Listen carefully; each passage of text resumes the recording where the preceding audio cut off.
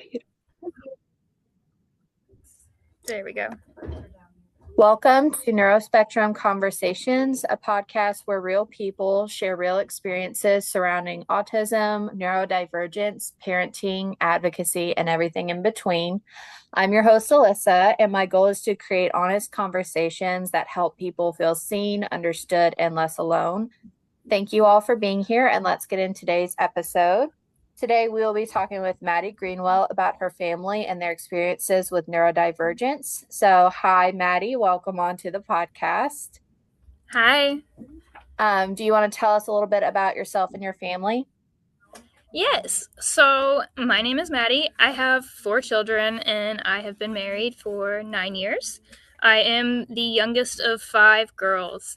Neurodivergence is actually really big in my family. Some of us accept it more than others, but it is very, very blatantly obvious. In our specific family, autism comes off differently than others, and that is often overlooked and seen as the know-it-alls and the smarty pantses, and it often gets overlooked. I can see it personally as a child. I think it would have been seen more if it wasn't so deep in my family. Right. Because no one had a word for it back then. It was, let's not pick on Maddy because I do that. And that kind of went with my son until I had a diagnosis for my son. And then it was a chain reaction from there. Right. When did your son get diagnosed with autism? He got diagnosed at 24 months. Okay. And then did you pursue a diagnosis for yourself after that? Yes. It actually took me a little while to ask for it because the criteria they used to diagnose it and the things that they brought up during that initial evaluation for my son was kind of a lot to take in because everything they were picking out were the things he got from me. And I was like, oh my goodness, he got those from me. Are we seeing things that I taught him, or are these truly his qualities? Right. And then as it got further into the process of nurturing my son and his form of autism, I was like, oh my goodness, I think this is me. Yeah. I feel like a lot of parents that I've spoken to recently that are also autistic themselves, they notice things that they used to do when they were kids in their own children. And it's kind of like a full circle moment. And you don't realize it until you see it in your own kids and you see them doing the same things that you used to do yourself when you were a kid. And a lot of it even wasn't that, like, you adapt, but as an adult, still a lot of the stems that I did as a child and things that I needed for regulation, I do as an adult. But the difference between being a child and being an adult with doing it is I'm an adult, and who's going to tell me no? I Right. can accommodate myself. I know what's bothering me, and I know what I dislike and what I do like. And I can correct that on my own because I don't have someone else on the outside stopping me and hindering me from regulating. Yeah. So, what do you think your experience was like for both you and your son when you started the evaluation process? So when I started the evaluation process for my son specifically, his doctor and I went back and forth because he did this thing where he would fall behind on milestones for 2 or 3 checkups. And then the next one he covered all of those milestones he fell behind on, plus the next couple ahead. And she called him a giant zigzag. She said all of his milestones were giant zigzags, so she couldn't understand if she needed to send him or if we just needed to wait it out. Right. And we got the diagnosis before he could talk because he was completely silent except for cries. I didn't have a laugh. I didn't have baby babbles or coos, nothing until he was about 25 months old. Wow. And then the moment he started talking, it was pure education. He sang me the alphabet the first day he started talking. Wow, that's crazy. That is so cool. It is. And then that same week, we found out that he knew all of his colors, all of his shapes. He was obsessed with outer space, and he just didn't have the vocabulary at the time to get it Mhm. out. Right. Yeah, I know with my son, he is considered nonverbal only because he can't communicate his wants and needs, but he talks a lot. He says all kinds of stuff and he repeats phrases, and that's the way he communicates. So it really is crazy when I hear him say like a complete sentence to me just completely out of the blue because I'm not used to it. So I'm sure that was a big surprise for you when he did that. Yes, the most shocking thing, and I'm actually very, very thankful for it, is it was about 6 months after his autism diagnosis. We were walking through a nursing home to visit my husband's grandmother, and he read every poster on the wall off to me and my husband, and we were like, holy crap, who taught you how to read? That And is then, so cool. and it wasn't just like people refer to him a lot as rote, and Uh-huh. it wasn't rote things. I got a dry erase board to prove that to so many people. It's like he is not just memorizing things. Write any sentence you want on this dry erase board. Yeah. And he Wow. had it. That is so cool. I know that we've done that before with my son too. My mom was like writing words on a dry erase board and he was reading them off perfectly. My dad was like, how does he know how to do that? Like, how is he doing that? I said, honestly, I can't tell you. He's just gonna do it. And I'm not mad about it. So, And then my personal experience with my own evaluation was so different than his. right. So, whenever he did his evaluation, they focused on things like he properly played with toys. Hmm. One thing that specifically stood out to me with the properly playing with toys is shape sorters. My Hmm. older children, they just kind of chewed on the blocks or threw them around whenever they were his age. Clayton would properly stick them all in the correct shape holes. He wouldn't even attempt to put them in the wrong holes or it was a meltdown. He just was very he didn't have an imagination. It was exactly how you played with the toy or nothing at all. Right. Yeah. So, how did the professionals that did the evaluation for you kind of explain the connection between intelligence, autism, and ADHD to you? So, whenever Clayton's full evaluation was done, and now he is 6, and he was diagnosed at 2. Hmm. I've heard a lot that Clayton is so extremely intelligent that there is no way he's neurotypical because neurotypical kids don't have the advanced knowledge that he does and the ability to retain it and actually use it properly.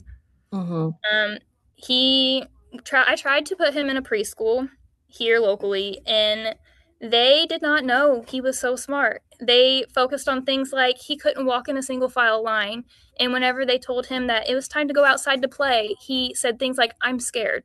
But they wouldn't tell him, but he could not voice to him why he felt scared, and it's a transition.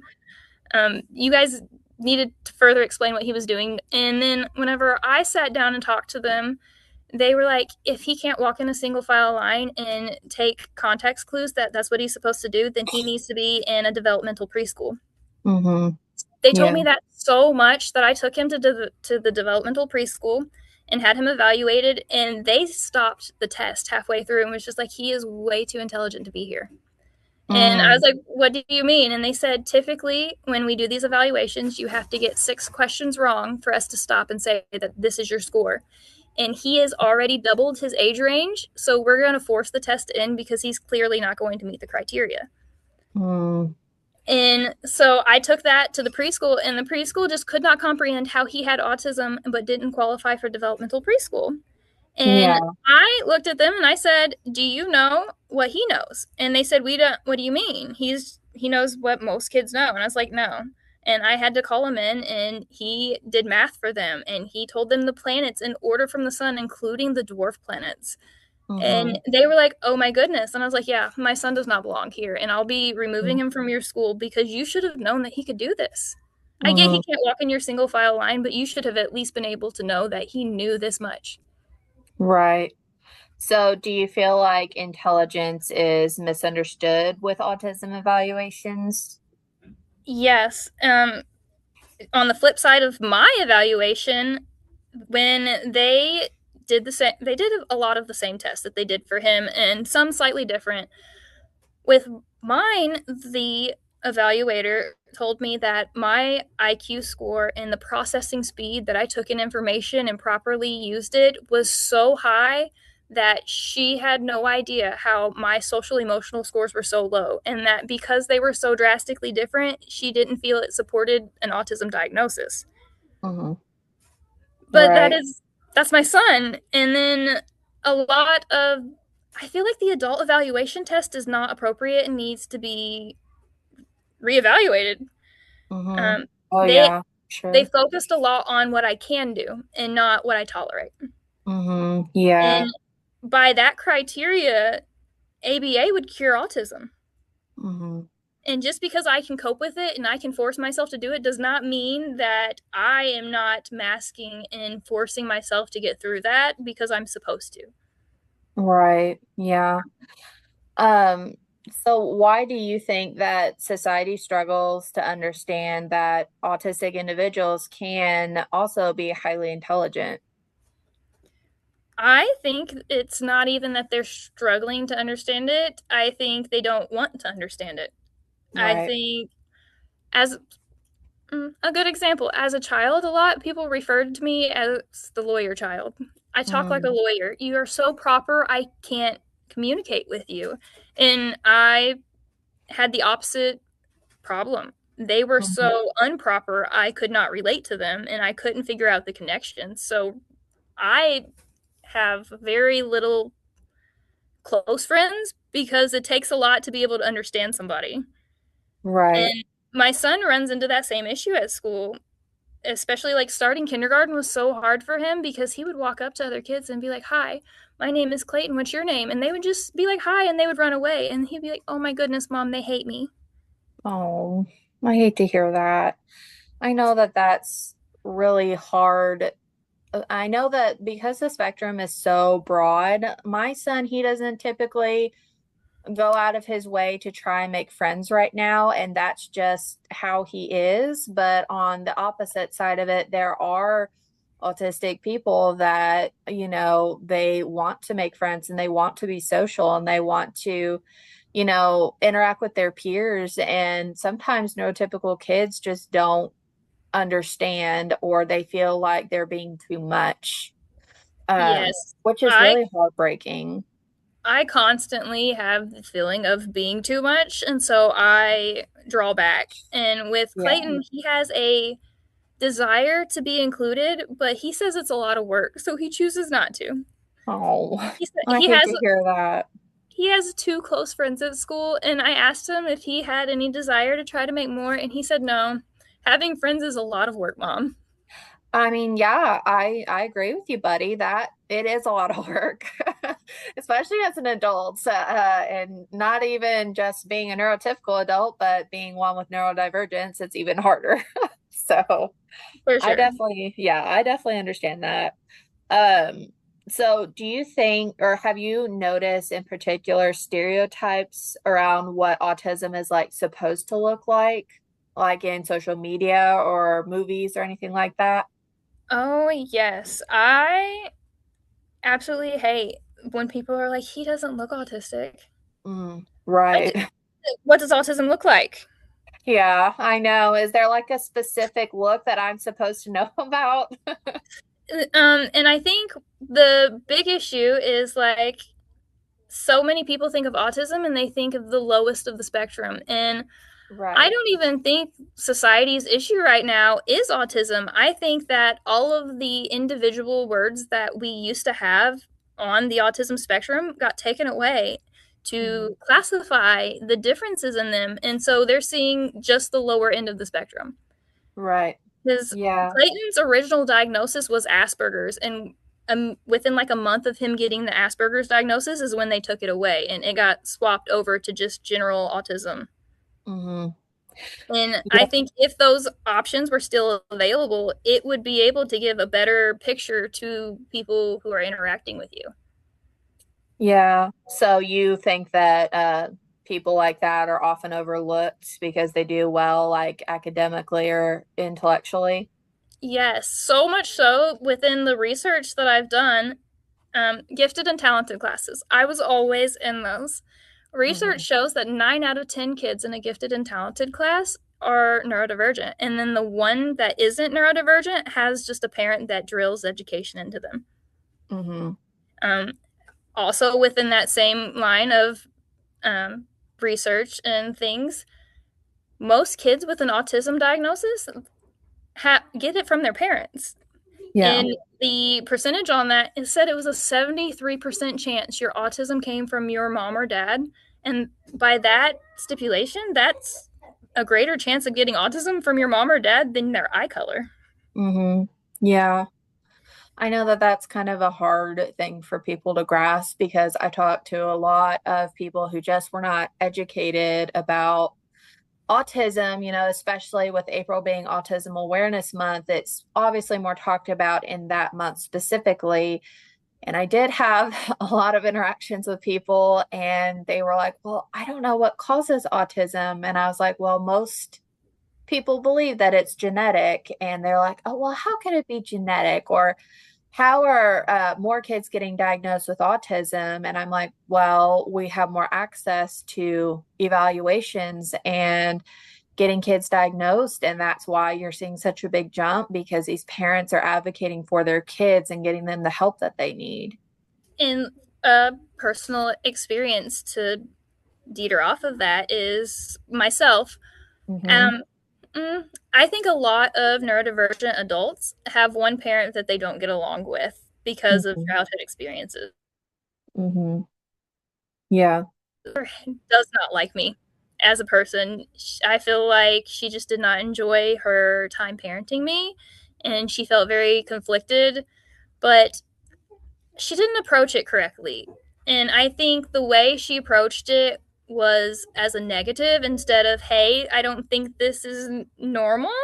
She Hmm. approached it as, this is a problem. And I think the thing she directly put out as being a problem, my dad could resonate with and was like, Hmm. no, that's fine. I did that as a child. She'll outgrow it or it'll be okay. And had she Right. just been like, hey, I don't think this is normal, can we get it looked at? He would have been less defensive and protective over me. And while I'm so thankful that my dad was that defensive and protective over me, I can see where my mother kind of had valid points and she just Mm. approached it very wrong. Right. Um, so I know you mentioned that, and that's really sad to hear. I'm not autistic myself, but I have several family members who are autistic. So I know that, when I did the evaluation for my son, the psychologist who did it told me that levels change because he was diagnosed with a level.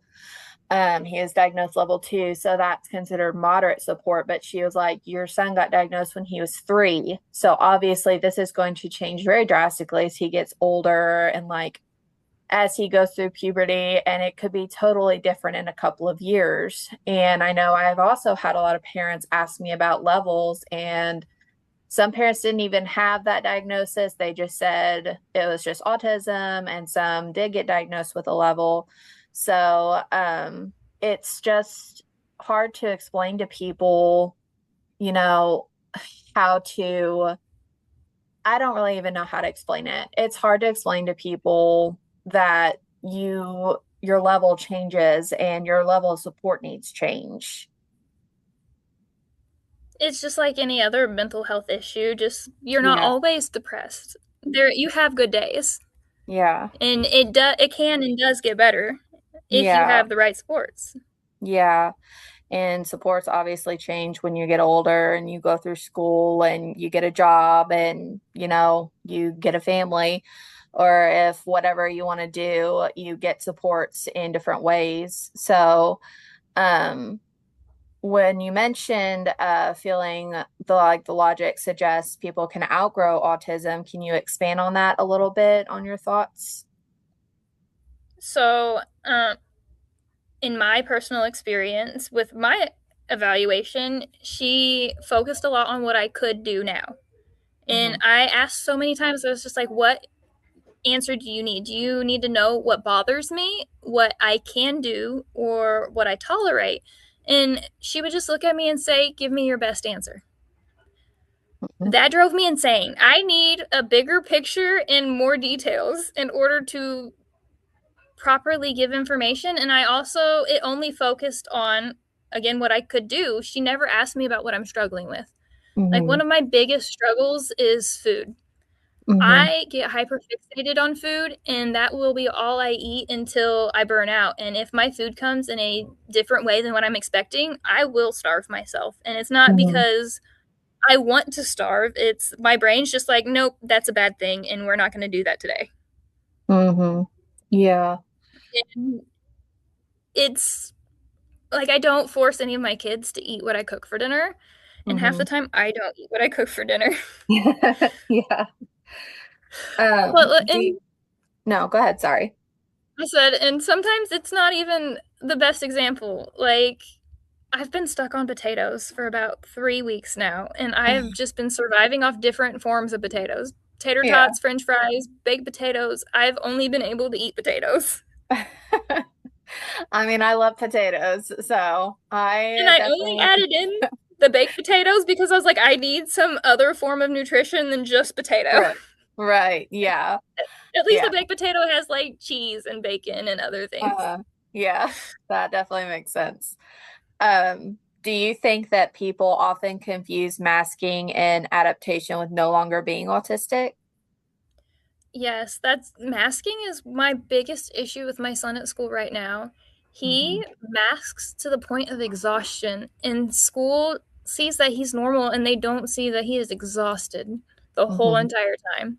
And I've tried to relay that to them, and like, my son has 10 minutes after school before I lose him to just him regulating himself, and I'm never going to stop him from regulating himself. And as long as he's being appropriate and not harming himself or others, that's Hmm. fine. But I, like, during the summer and outside of school, do not have that such intense switch on him where Hmm. he just unmasks and can't do anything else. Yeah. So essentially, he masks to the point where he freezes. Hmm. Yeah. So for like seeing that in your son now, what did masking look like for you when you were growing up? um Masking as a child looked a whole lot like just powering through. I get told that my demeanor is very rigid a lot, and it's not that I'm unapproachable or I am rigid, is I'm focusing so hard on trying to do what I'm supposed to do, Hmm. that Right. and to not look like I'm out of place, that it comes off as rigid. Hmm. Yeah. And if I I, don't get called rigid, I get called flat. oh, okay. Yeah, I know that my husband, he has ADHD. He has the more severe type. I know that when he masks, especially at work, he comes home and he just feels drained and exhausted, and he truly doesn't feel like he can be himself because he works in IT, so he works with computers. So he has to be very on it all the time. So what do you think happens like internally when someone masks for long periods of time? It is so hard. For me personally, I also have an ADHD diagnosis. Hmm. I have to keep moving. And so many people think that I'm just putting tasks on myself and more tasks piling up. But they don't see that if I cut off those tasks, then I am just done. Hmm. Just like when my son unmasks, he kind of freezes. If I stop giving myself tasks in the day, you're not Hmm. going to be able to get me to do anything else once I stop. Hmm. And some people call that procrastination. I don't think that's that. I feel like I'm being like held against my will. Yeah, that makes sense. I mean, everybody's so different. And, we're still going through my ADHD diagnosis. I'm in the process of getting evaluated myself, but I know that when I'm around people that like I don't know, I definitely mask. And I've had people tell me that they feel like I hate them. I'm like, no, I do not hate you. I just, I'm trying not to interrupt you while you're talking, and I'm trying not to fidget while you're talking because I'm bored with this conversation.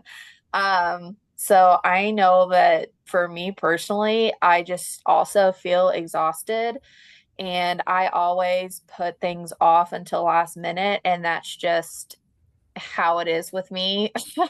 Or I cancel plans a lot. And I don't mean to do that. I just do. And sometimes it's a knee-jerk reaction kind of thing. Um, but you also mentioned like learning socially acceptable ways to cope with like sensory issues. Could you talk more about that and what that looks like for you? So, um, one that a lot of people relate to is like oral sensory. A lot Mm-hmm. of kids have chewers and things like that. As a kid, I got in trouble a lot for chewing on things, so I resorted to like soda straws from like Polar Pops. You would Mm-hmm. never find a straw that wasn't chewed on. Mm-hmm. All right. My pencils at school were always covered in bite marks, the ends of pens. I was always chewing on something. As an adult, I had to obviously a grown woman with a chewed up straw and chewed up pencils and pens is not acceptable anymore. Mm-hmm. And so somehow I transitioned that to I clenched my jaws now. And Mm-hmm. I didn't think that was a big deal. I thought that was an appropriate alternative. And then actually like a month ago I went to the dentist and the dentist was like, "I can tell you're a clencher." And I was like, "You could tell? What do you mean? Am I damaging my teeth? How do you know?" And she's like, "I think you need a mouth guard because I can't get you to unclench." And I was like, Oh, "I need you to further explain what you mean and how you can see it because I thought I okay. was swapping to something good." Yeah. Oh, that's I never really had that problem. My son actually doesn't either. He doesn't use chewies. He has recently been chewing on his fingers. So I try to redirect him from that and chewing on like what's it's called jewelry, I think. Have you heard of that? Oh, yes. Yeah. Yeah. I've been trying to get him to use that, and he just does not understand the concept. And then he goes back to chewing his fingers. Um, What about your son? Does he have any kind of sensory processing coping skills that he has? yes and no. Most of the time, he kind of uses me as his regulation. Things that would startle most people are his biggest issue, and I don't even think that they would startle most people. Just anything you could find startling. Hand dryers in public bathrooms, automatic flushing toilets, fireworks, awful. If I don't warn Mm-hmm. him before I turn on the vacuum cleaner, awful. Mm-hmm. Right. Um, his is more noise related, and I understand, and it just doesn't affect me as much because Mm-hmm. I've been trained to not react. Mm-hmm. And I don't think he will get that until later on because Yeah. I allow him to react. Yeah. Does he use headphones at all for things like that? School has told me that he is starting to use them, but for the longest time, he could not handle anything touching his ears. Yeah. I, as an adult, cannot handle anything on or in my ears. I can't wear Mm-hmm. earrings, put earbuds in my ears over the phones. I can't wear hats on my head. Mm-hmm. I found some earmuffs for the first time that are like super lightweight and they kind of cover my ears. But Mm-hmm. I move my ears so much that I hear them ruffling. And I Mm-hmm. didn't realize not everybody moves their ears like I do. Kind of like a dog that perks up their ears. Yeah. I do that when I hear things. Oh, okay. Um, That's interesting. my son does it too, but his is less noticeable because he also does his eyes the same way. Yeah. Um, so how do you think that sensory overload and burnout affect like your daily functioning? Oh my goodness. This is one of my least favorite things that people don't understand. Have you ever seen Fairly Odd Parents? Yes. Do you know what Mr. Crocker does when he sees a fairy? Yeah, I do. Imagine actually feeling that inside. Yeah. Sensory overload and dysregulation feel just like that. And that has become my code word is I just say fairies and I walk away Oh, yeah. because it feels like every joint in your body has pressure in it. Mm-hmm. And it it comes out as like popping your knuckles and twisting your fingers and fidgeting. Mm-hmm. And I see in other individuals, like they'll throw things or they'll take off running. And I think it's all them trying to relieve that pressure in their joints. Right. Or autistic kids will like curl up into weird contorted positions. I currently am in one. Mm. Yeah. But I think it's all just looking for relief of the joints. Mm-hmm. And I honestly feel like if they actually took the time to do real research on it, they would find more connections in autism Mm-hmm. in the medical field than just you're different. Mm-hmm. Yeah. I feel like burnout for autistic people because they feel things so much more strongly than we do or neurotypical people do. It's, Exhausting. yeah, I don't even know. I mean, I experience burnout completely differently because I'm not autistic. But like I said, I've had lots of family members who have autism, and I worked with a lot of autistic clients when I was a case manager. So they would always tell me very, very different things on how it makes them feel. But most of the time, they just say they have this overwhelming urge to just like explode. That's mainly what people have told me. Yes, Um, and then and whenever you've been scolded for that explosion so many times, mhm. it turns into hide. And Yeah.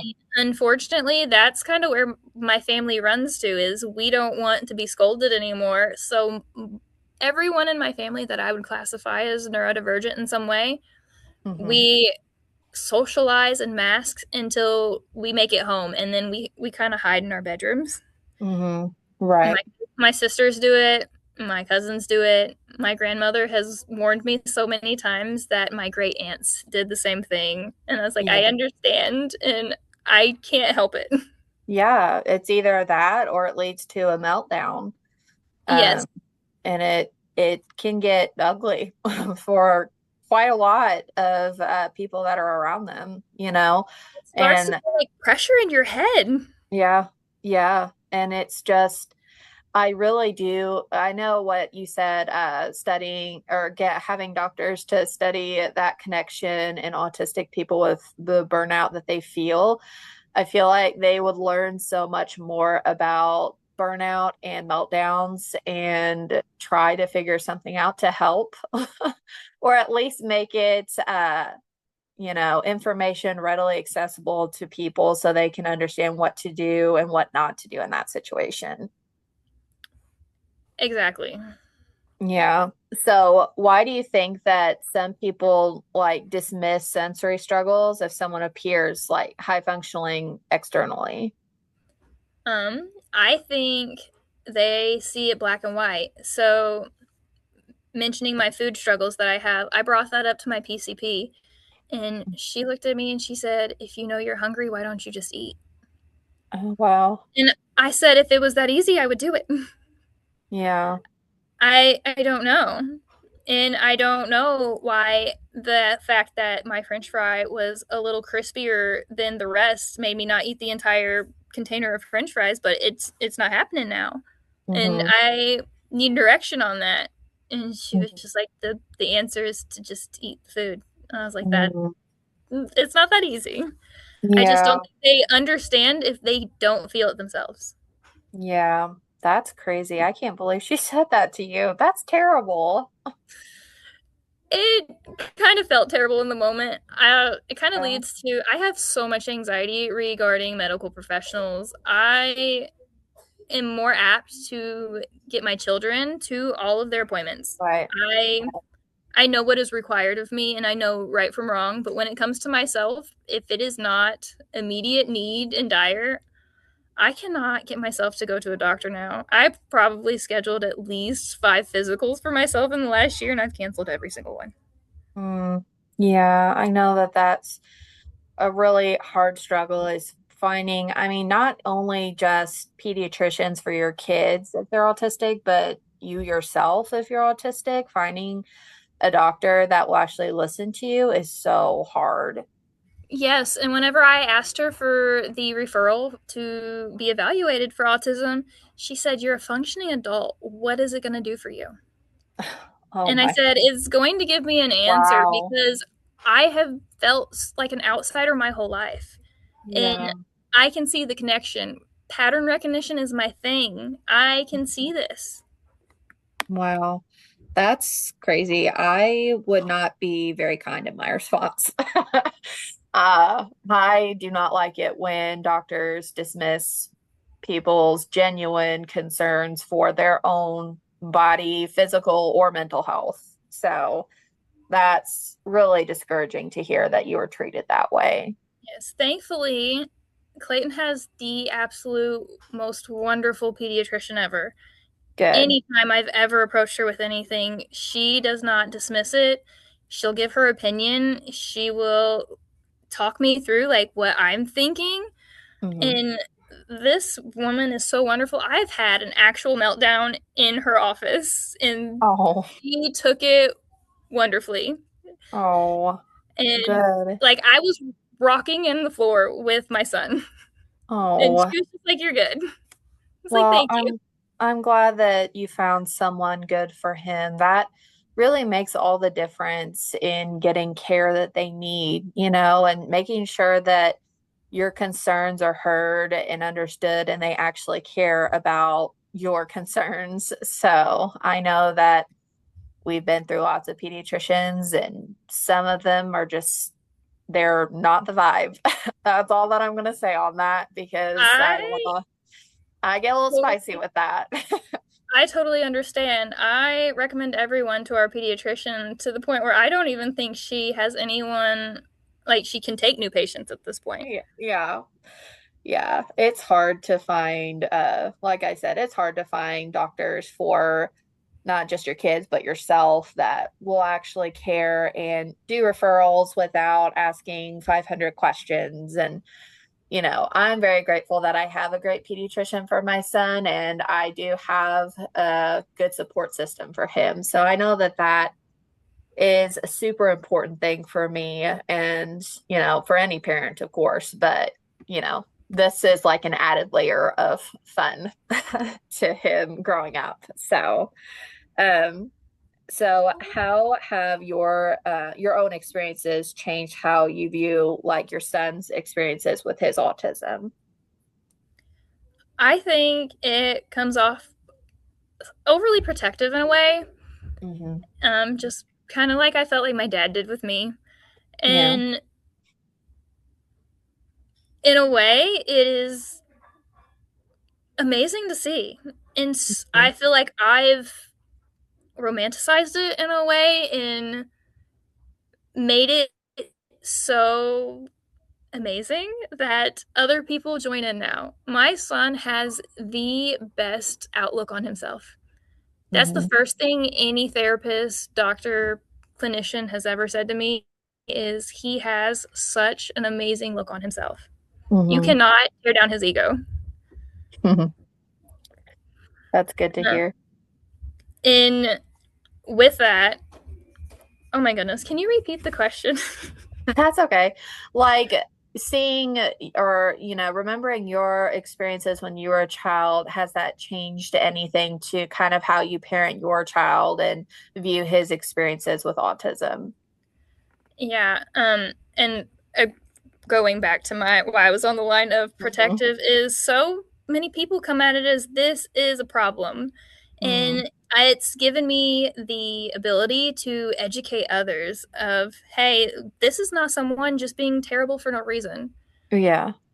My multiple family members, they're melting down, and I can see like this is just them in overload, and I have to repeat myself. I am not condoning their behavior. I need you to understand why they're doing it though. Yeah.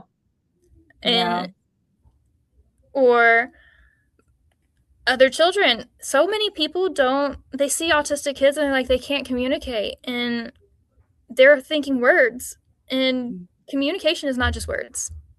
Yeah. And I, in my own experience, have had to step in multiple times and was like, you are not hearing what they're doing and what they're saying. They are communicating. And I think with my own experiences, it's just become advocacy. And Mm-hmm. I have a hard time not advocating and stopping for the people around me. Yeah. So, what advice would you give to adults questioning whether they may have been overlooked or misunderstood if they're pursuing an autism diagnosis? If you think you can only do it at home, get evaluated. Mm-hmm. So many people save their true selves for at home. And Mm-hmm. that's one thing that I am trying to instill in my children is you are safe to be yourself no matter where you are. Yeah. And the right people will find you and you do not have to conform and be a part of what society thinks is proper Mm-hmm. because we're not robots. We are not all meant to do the same thing and walk in a straight line. Mm-hmm. If we did that, then there would never be leaders or first place. And it's not a race, but no one is alike. You might have similarities to other people, but there's no two people that are alike. Yeah. Yeah, that's a really great mindset to have. And really being a voice to adults who may be on the fence about getting a diagnosis, or they're like, well, how is a diagnosis going to help me now that I'm an adult, or something along those lines. I know that a lot of parents I've talked to, they think that they have autism based on what they see in their kids, and they don't want to pursue a diagnosis for themselves because they think that it's not going to change anything for them. And I think a lot of it is also helping kind of create that identity and recognizing the things that they went through as a child uh, has really shaped who they are now as an adult, especially if they're parenting a child on the spectrum. For sure. Um, so is there anything else that you wish more people understood about, autism or sensory processing or masking? Just because it is a struggle now does not mean it always is. And it doesn't make anyone unteachable. Yeah. You have to find the right person who is willing to teach you, especially as an adult. And I've had to mention this to someone so close to me so many times that you have to hold their hand or let them go Mm-hmm. because learning it is not something you can do alone. You Mm-hmm. have to have kind of like an outline of how to figure it out. And it is so hard to figure it out. And it's okay that it's hard because if it was easy, then there wouldn't be unanswered questions and people would just understand. And that's unfortunately not the case. Mm-hmm. Yeah. Well, Maddie, thank you so much again for being willing to have this conversation and for sharing your experiences so openly and honestly. I know so many people listening are going to feel deeply seen and validated by the things that we talked about in today's episode, especially those who have spent years masking or questioning themselves or feeling misunderstood because they do not fit the stereotypical image, of what people think autism is supposed to look like. I hope whoever listens just understands that what people see as normal in society does not have to be normal. Yeah. Yeah, We're I think that conversations like this are so important because they challenge so many outdated ideas about neurodivergence and intelligence and, diagnosing and sensory processing and masking as well. But your perspective and your vulnerability truly mean a lot. And I'm so grateful that you trusted this space enough to share your story. absolutely. And I will always be a safe space for anyone who needs it. And if you guys need validation, feel free to always reach out to me. Speak up. Yeah. Yeah, that's what I'm really truly hoping will become of this podcast, that people, they feel seen and heard. And if today's episode resonated with anyone listening, please consider sharing it with someone who may need to hear it, because these conversations matter. And the more we continue speaking openly and honestly about it, the more understanding and support we can create for autistic individuals and families everywhere.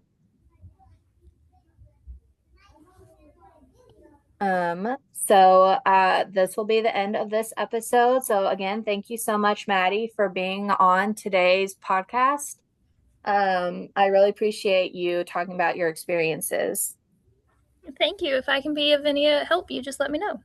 Yeah. Okay. Well, I will see you guys in the next episode, and I hope you guys have a great day. Bye.